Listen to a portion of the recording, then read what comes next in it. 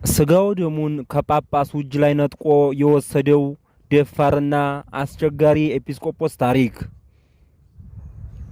በዚህ ቪዲዮ ጳጳሱ በቅዳሴ ላይ በነበሩበት ጊዜ የጌታን ስጋና ደም ነጥቆ የወሰደና በድፍረቱ በጳጳሱ ላይ መከራ ያወረደን አንድ ዓለምን የሚወድ ኤጲስቆጶስ ታሪክና የዚህን ጳጳስ ክብርና ለክርስቶስ ያለውን ፍቅር በጋራ እንዳሰሳለን። እስከ ዝግጅታው ፍጻሜ ድረስ አብራችሁ በመቆየት ቪዲዮውን ላይክ፣ ቻናሉን ደግሞ ሰብስክራይብ አድርጉ። ይህ ዋሌ ሚዲያ ነው።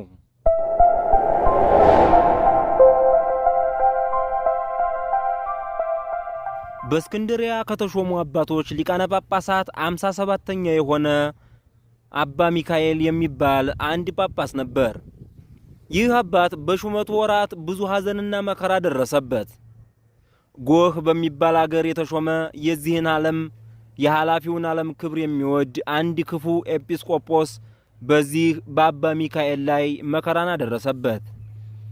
በሀገረ ስብከቱ ውስጥ ደነውስር በሚባል አገር ያሉ ምእመናን የቤተ ክርስቲያናቸውን ሕንፃዋን አደሱ። ሊያከብሯትም በፈለጉ ጊዜ የአገር ታላላቆች ከእርሳቸው ሊባረኩ ወደው ሊቀ ጳጳሳቱንና በአገሩ ዙሪያ ያሉትን ኤጲስቆጶሳትን ልኮ እንዲያስመጣላቸው ይህን ክፉ ኤጲስቆጶስ ለመኑት። እርሱ ግን እምቢ አላመጣላችሁም በማለት ልመናቸውን ከመቀበል ወደ ኋላ አለ። እነርሱም በራሳቸው ፈቃድ ይህ ክፉ ኤጲስቆጶስ ሳይፈቅድ ልከው ሊቀ ጳጳሳቱንና ኤጲስቆጶሳቱን ሁሉ ወደ እነሱ አስመጧቸው። ሊቀ ጳጳሳቱ አባ ሚካኤልና ኤጲስቆጶሳቱ ሁሉ በመጡ ጊዜ ምሳ አዘጋጅላችኋለሁ ብሎ በቤተ ክርስቲያን ውስጥ ትቷቸው ሄደ። ማርታ ማርታ ብዙ በማዘጋጀት አትድከሚ፣ ጥቂቱ ይበቃል ያለውን የጌታን ቃል አላሰበም። የቁርባን ጊዜ ሊያልፍ ስለሆነ ሊቃውንቱና ኤጲስቆጶሳቱ የቅዳሴውን ሥርዓት ይጀምር ዘንድ ሊቀ ጳጳሳቱን ለመኑት። ሊቀ ጳጳሳቱም ግድ ባሉት ጊዜ በሊቀ ጵጵስና ማዕረግና በክብር ተሰይሞ ተነስቶ እርሱ ለሁሉ አባት የሆነ ስልጣኑም ከስልጣናቸው በላይ ነውና የቅዳሴውን ሥርዓት ማስኬድ ጀመረ።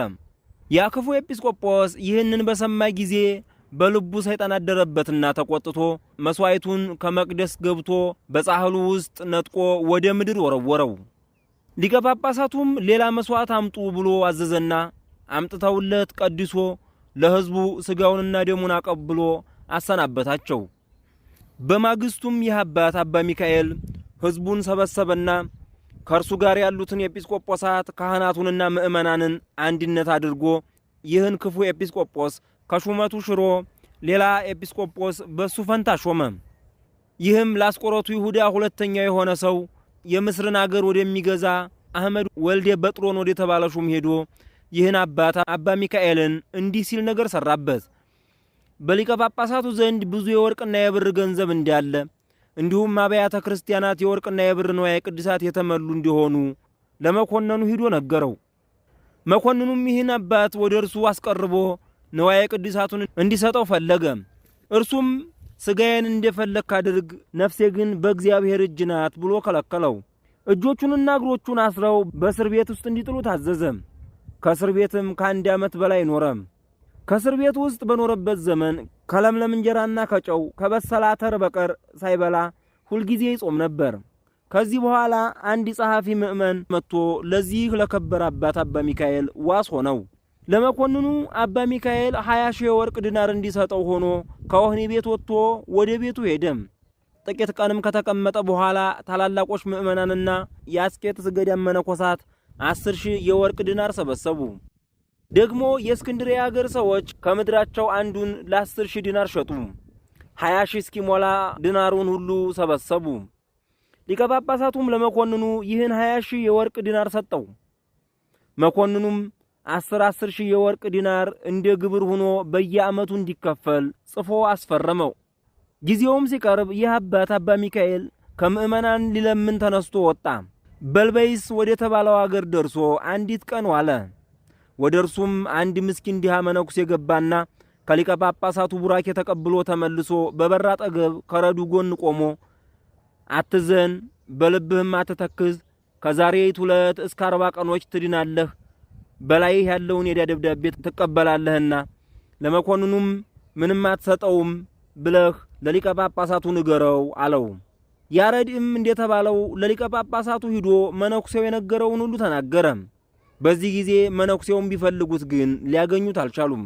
40 ቀኖችም ሳይፈጸሙ ያ መኮንን በክፉ አሟሟት ሞተ። በእርሱም ፈንታ ልጁ ተሾመና ለዚህ አባት ያንን የዕዳ ደብዳቤ መለሰለት። ይህም አባት ድሃው መነኮስ ትንቢት እንደተናገረ ደብዳቤውን ተቀብሎ ቀደደ። በዚያም ከዕዳ ነፃ ሆነ። ይህም አባት በታላቅ መከራና በሐዘን በሹመቱ ዘመን 29 ዓመት ከኖረ በኋላ በፍቅርና በሰላም አረፈ።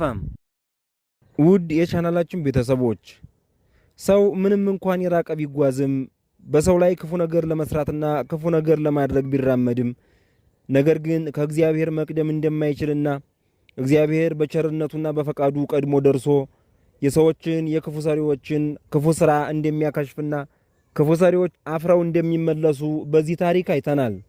አባታችን አባ ሚካኤል 57ኛ የእስክንድርያ ሊቀ ጳጳስ ሆነው የተሾሙና መከራን ተቀብለው ያረፉ አባት ናቸው። እኛንም ከዚህ አባት ከረድኤታቸውና በረከታቸው እንዲያካፍለን እየተመኘን የዛሬውን ቪዲዮዎችንን በዚህ እናጠቃልላለን። እናንተም ቪዲዮውን ላይክ እያደረጋችሁ ቻናሉን ደግሞ ሰብስክራይብ እያደረጋችሁ ቤተሰብ መሆናችሁን አትዘንጉ እያልን በቀጣይ አስደናቂና አስገራሚ ታሪኮች እስከምንመጣ ድረስ እግዚአብሔር ሁላችንንም በያለንበት ይጠብቀን። አሜን።